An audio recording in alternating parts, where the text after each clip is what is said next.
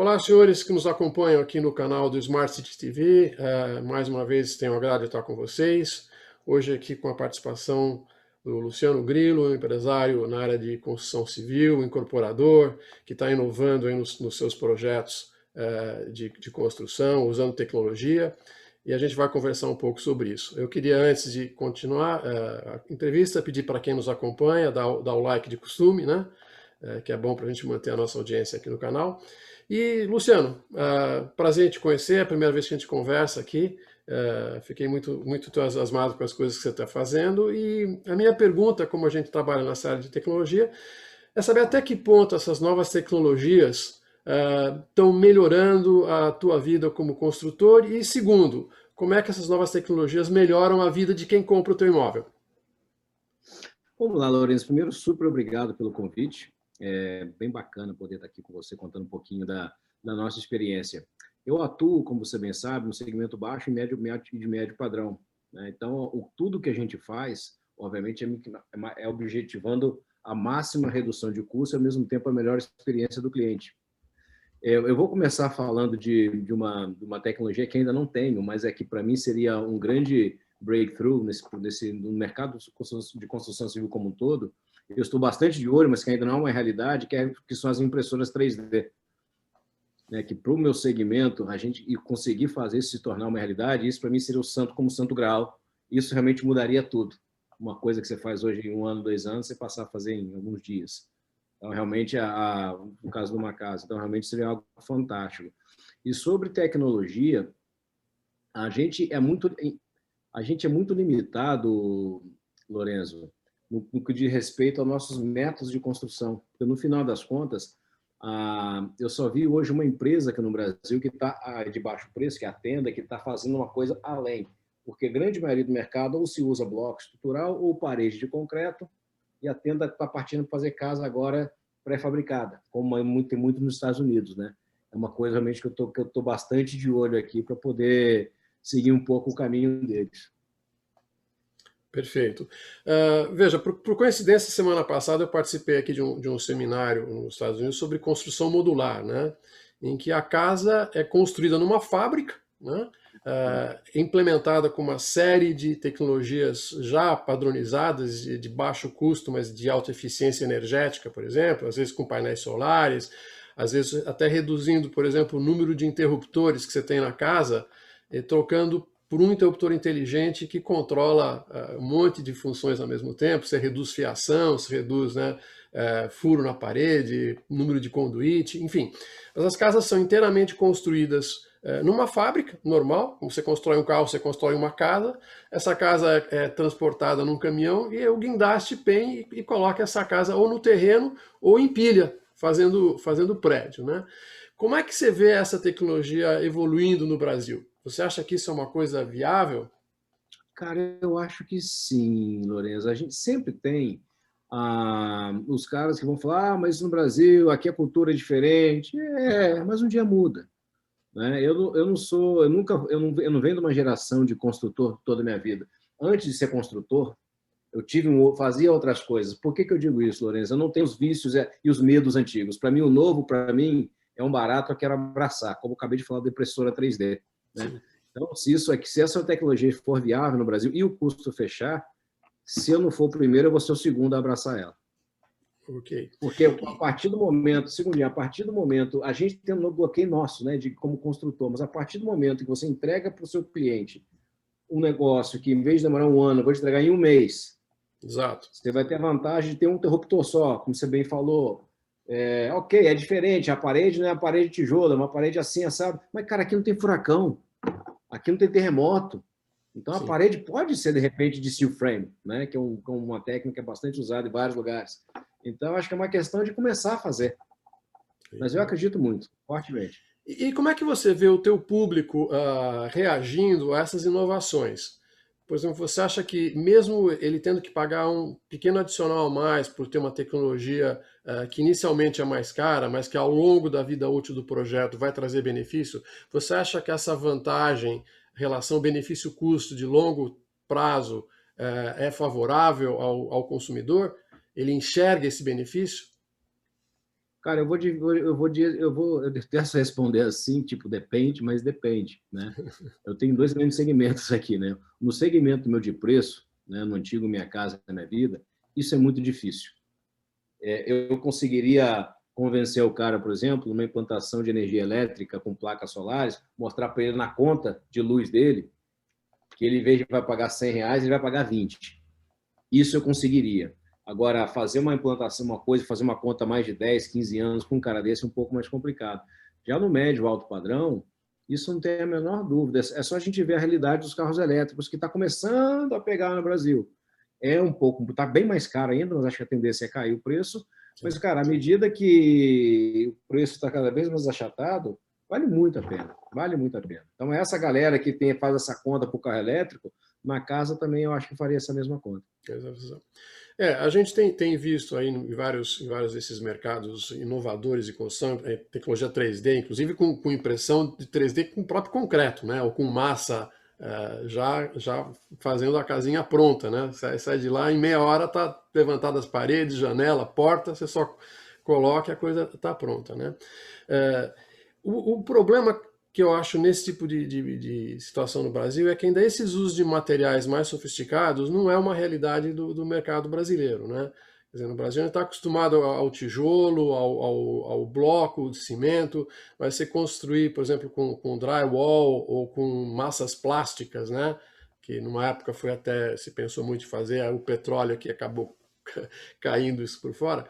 Como é que você vê essa transformação de mentalidade? Essas relações de custo de material impactam muito ou você acha que é realmente um problema cultural de você já ter uma mão de obra que só sabe mexer com tijolo e aí você tem que treinar essa mão de obra toda para mexer, por exemplo, com madeira e drywall? Cara, é uma equação de difícil resposta, né? Você tem, como qualquer coisa nova, sempre você só tem objeção, né? Ah, não dá, o cliente não quer, é mais caro, não tem mão de obra, mas a conta tem que fechar. Acho que o mais importante é a conta fechar, Lourenço. Se eu for aplicar, por exemplo, um telhado super caro e eu não conseguir reverter isso, olha, meu amigo, é super caro, mas você vai economizar X reais por mês na sua conta de luz, né? É um negócio que realmente fica difícil repassar para frente. Mas falando do grande obstáculo, você falou que fosse muito bem falado, a mão de obra é um grande problema. Formas metálicas, por exemplo, no segmento de baixo preço, que hoje é uma grande realidade, grande na maioria das construtoras, tinha problema de mão de obra. Agora já não tem mais. Tem um monte de gente fazendo. Acho que quem sofre mais com isso é quem começa, né? Mas é uma questão de se adaptar. O importante é, se o mercado quiser, o construtor comprar a ideia, fizer sentido econômico, eu também não posso agregar 20% no meu custo se eu não conseguir repassar esse preço. Agora, tecnologia que a gente gosta é a tecnologia que é mais barata, né? Então, se for esse caso, se for para vir mais barato, eu conseguir repassar esse desconto para o cliente, aí melhor ainda. Aí é fácil, aí todo mundo se adapta, você consegue a mão de obra, aí é uma maravilha. Você me comentou outro dia, quando eu estava se comunicando para a entrevista, que você está para fazer um lançamento novo aí de prédios com um certo grau de inteligência. Me conta um pouquinho desse teu projeto aí. Cara, a gente está lançando na frente da PUC 2 em Campinas, no primeiro, digamos, empreendimento Minha Casa Minha Vida, super inteligente. A gente está fazendo junto com a House, que é do grupo Vitacom, que são moradias inteligentes. A gente estava exatamente hoje fazendo os ajustes finais do projeto. É um projeto bem descolado, bem alinhado com o mundo de hoje, por um preço super acessível. Estou falando que eu vou vender a R$ 4.800 o metro quadrado, né? Um lugar na frente da faculdade, enfim, bastante tecnologia embarcada, bastante tecnologia por aplicativo, promoções, se o cara fechar vai ter assinatura de Netflix. Então a gente caprichou bastante no produto, bem embaladinho, para essa geração, a geração do Uber, ela ficar bem encaixada lá. E em termos você comentou do aplicativo, você pode contar um pouquinho aí o que são esses aplicativos que você está fazendo? Cara, esses aplicativos, na verdade, são os aplicativos que vêm embarcados essa parceira nossa, que é a House. Então, o morador, né, a gente está buscando dois tipos de clientes, né, o morador e o investidor, né? Ele vai ter à disposição dele tudo que ele 5 aplicativos que ele pode escolher, né? Desde Apple TV, Netflix, Spotify, Disney, etc. Também tem vários descontos, ele consegue pagar água, luz. E para o investidor, o que é mais legal, a House, eles se autodenominam como a primeira marca mundial de gestão de casas para investidor. Ou seja, você como investidor, você deixa tudo na mão dele, manutenção, eles pagam a sua conta de água, você paga a sua conta de luz, alugam seu apartamento, tudo pela internet. Então, Sim. em 1 minuto, o cara consegue alugar um apartamento sem burocracia, sem nada. E ele pode alugar, inclusive, um apartamento por 1 ano. Sem fiador. Você conhece bem o Brasil, você sabe a confusão que é para alugar um apartamento. Então, imagina você como investidor, você compra um apartamento. Aí, primeiro você tem que ir lá botar o piso, botar o box, botar a mobília. A House já faz tudo isso. Depois tem que achar uma imobiliária. A House já é imobiliária. Aí depois você aluga. A House faz isso para você. Puta, mas tem IPTU. Ele está cuidando de tudo. Saiu o inquilino. Quem vai fazer a manutenção? A House. Então você não se preocupa. Você realmente vai ter seu ativo como se fosse um fundo imobiliário, só que ele é seu. Ele está lá. Isso é bem bacana. Isso para o investidor é a primeira empresa em Campinas que está trazendo a House. Então, para a gente realmente vai ser um golaço. Interessante, porque eu até comentei com você, outro dia eu entrevistei o Rafael Birman, que é um empreendedor também da área imobiliária de São Paulo, mas no segmento de prédios comerciais de alto padrão, né? E um dos comentários que ele fazia a mudança, a transformação desse conceito do investidor que procurava construir uma propriedade, um edifício, uma casa, enfim, e vender. Quer dizer, o processo era compra o terreno, constrói e vende, compra, constrói e vende. E hoje essa conceituação está mudando um pouco, no sentido de que compra o terreno, constrói e opera. Aluga isso por um longuíssimo prazo, o que permite que os investimentos na qualidade do edifício possam melhorar, porque você passa a ter uma remuneração de muito mais largo prazo, né? Então, um exemplo que o Rafael estava comentando, o prédio dele, por exemplo, não depende da Sabesp para água em São Paulo. Ele gerencia todo um processo através de poços próprios, né? Tratamento de resíduos, e ele tem uma planta de tratamento dentro do próprio edifício, o que gera para ele uma economia de operação incomparável e que ele repassa isso para o seu inquilino. Ele não tem um condomínio, ele é o dono de toda a propriedade e parcela, né? Então é um novo modelo sofisticado, usando tecnologias, né, muito avançadas para poder fazer isso. Ar-condicionado, a mesma coisa. Tudo funciona no prédio gestionado de maneira eficiente. Então, o uso da tecnologia permite esses novos modelos de negócio, né? E o barato que ele está vendo isso aí, com certeza, é porque esse ativo ele vai operar por alguns anos, depois ele empacota ele e vende para um fundo daqueles americanos que buscam renda. Exatamente. É o que eu estou querendo fazer. É o que eu estou querendo fazer para o segmento de student housing, né? Que no Brasil são as famosas repúblicas, né?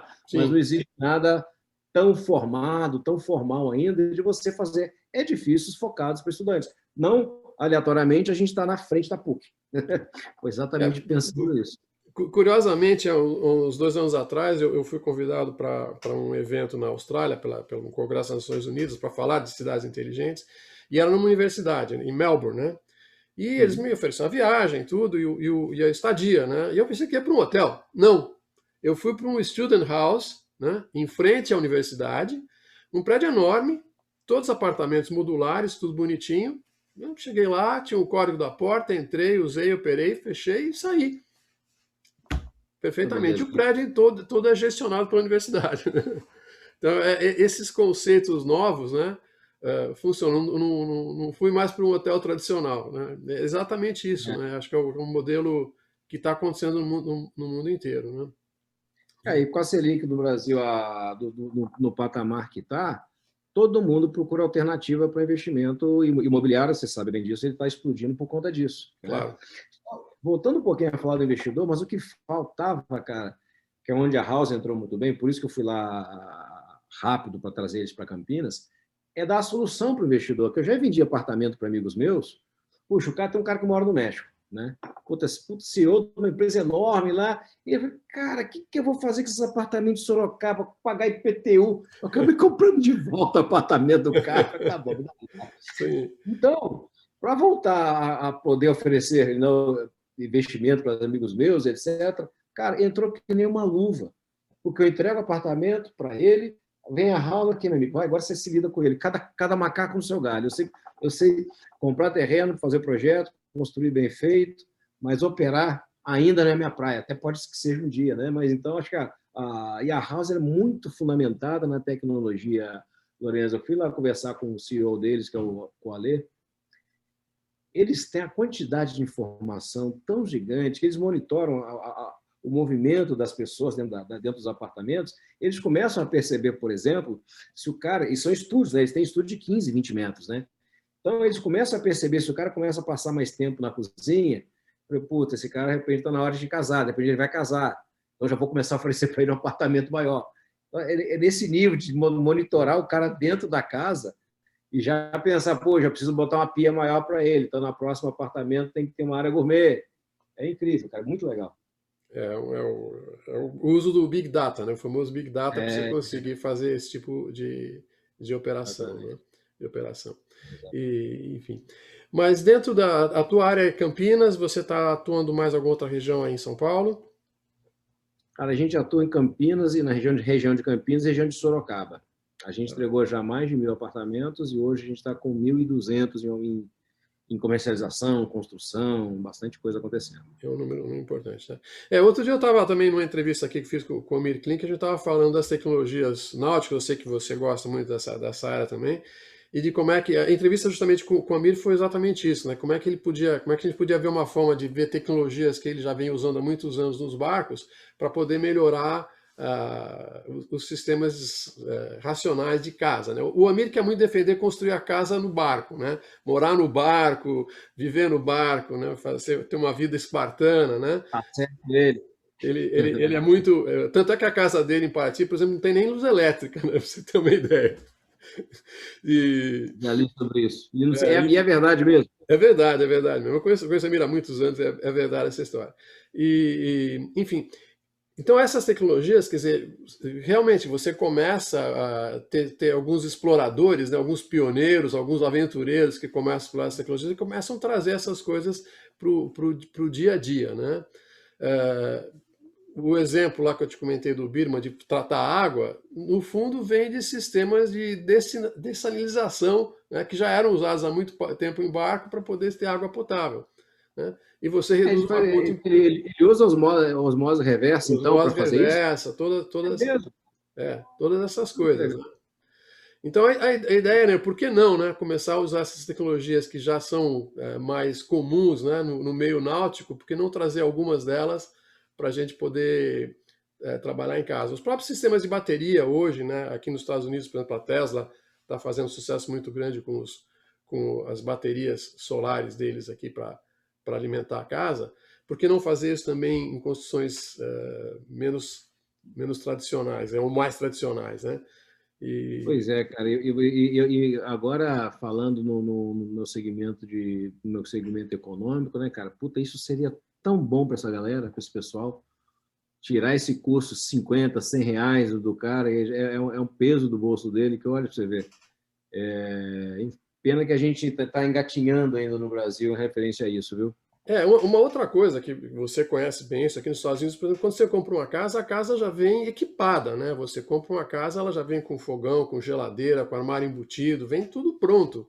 E isso faz parte do financiamento, do pacote do financiamento. Então você acaba também tirando um peso muito grande do comprador de morar numa casa. Ele até compra a casa, até constrói, mas depois ele não tem um fogão direito, não tem uma geladeira, começa até bota lá aquele fogãozinho que ele conseguiu pagar as duras penas, né? E quando você incorpora essa qualidade de vida em tecnologia, junta com o financiamento de longo prazo, você eleva todo um padrão de qualidade de vida, né? Como é que você vê esse modelo de começar a incorporar essas soluções de tecnologia dentro desse financiamento de longo prazo para residências? Pensando aqui, puxa, seria fantástico fazer isso, viu, Lorenzo? Eu confesso que e o meu pensar, eu estou aqui pensando, por que não, né?